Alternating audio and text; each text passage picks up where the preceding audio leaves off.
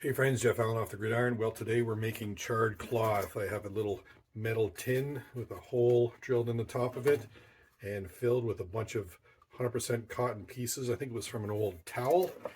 So we're going to spark up our, this was I call it little hopper stove and little firebox. And we're going to get that lit up and make some charred cloth. Stick around. Hi guys, welcome back. Jeff Allen off the gridiron.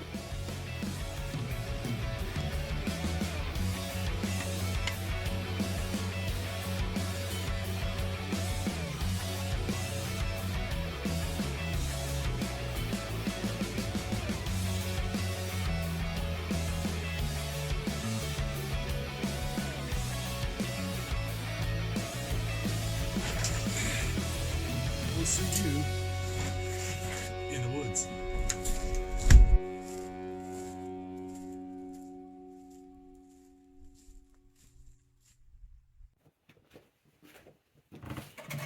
Yeah, this is this old stove. I made this quite some time ago, and it's all made out of sheet metal. This is where we start the fire in the bottom.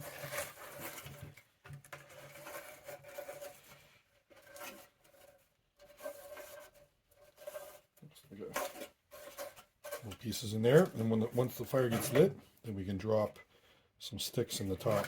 And our task today is to take these pieces of cotton and keep them in almost an airtight metal container, and basically cook the container.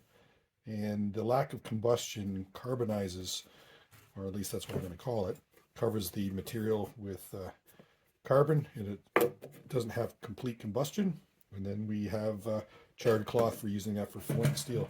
So let's get this fire started.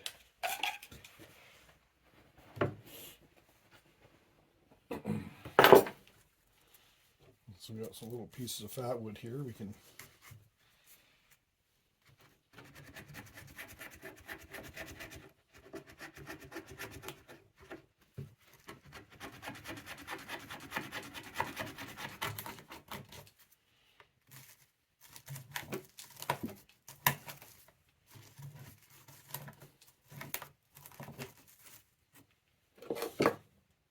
once we get this lit, then we're going to have to transport it inside our firebox.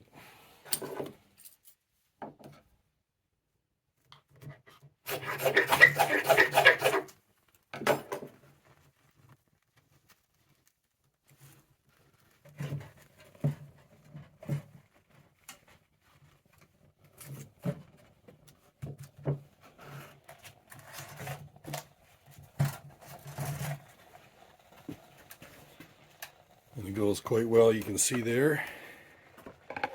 And once it's started, then we can open up the hopper. There we go.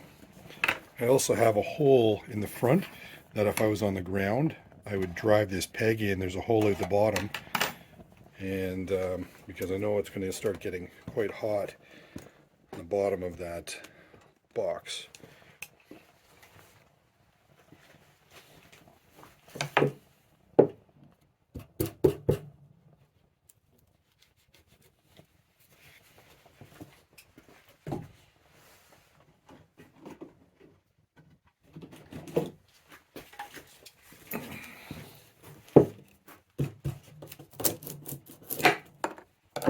So with the hopper, we can just start putting any lengths of wood down inside, and it will continue to burn.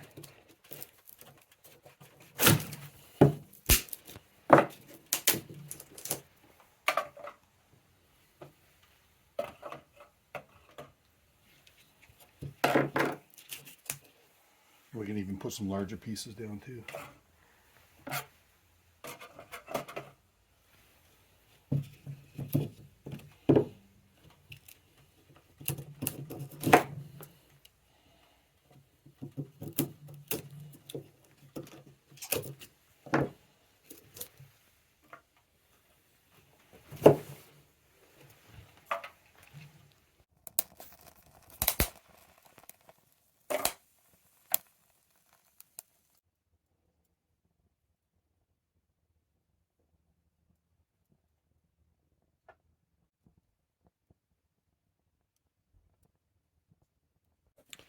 The best thing about this, I call it the hopper design, is as you feed your wood down inside, no matter how long it is, it just automatically continues to feed as the fire can accept more material. You can see now this rolling smoke coming out the top, and you know it's done when it continues, when it stops smoking. So we'll just let that roll for a little while longer. So we're going to let that finish burning out, but here's the can here, and you can see that it's charred enough when all the color has disappeared, and that's some great charred cloth right there. We'll just let that continue to smolder away, put the lid back on, and then we'll go give it a try. And to check the Char-Cloth works, we're going to just see if it'll catch a spark.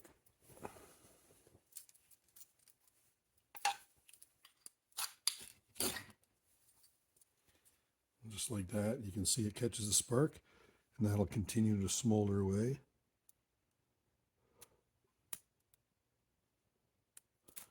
Put that into a tinder bundle, and then you're good to go.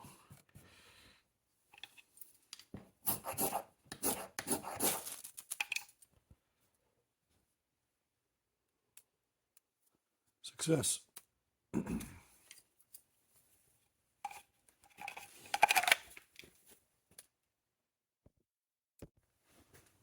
Well, thanks for watching. That was a little demonstration on how to make your own charred cloth, and yeah, not a very difficult practice, but it's good to have some of that on hand anytime you want to practice. Certainly flint and steel, which is going to be another video. Thanks for watching. Don't forget to like, subscribe, and share, and we'll see you in the next one. Enjoy your outdoors. Bye for now.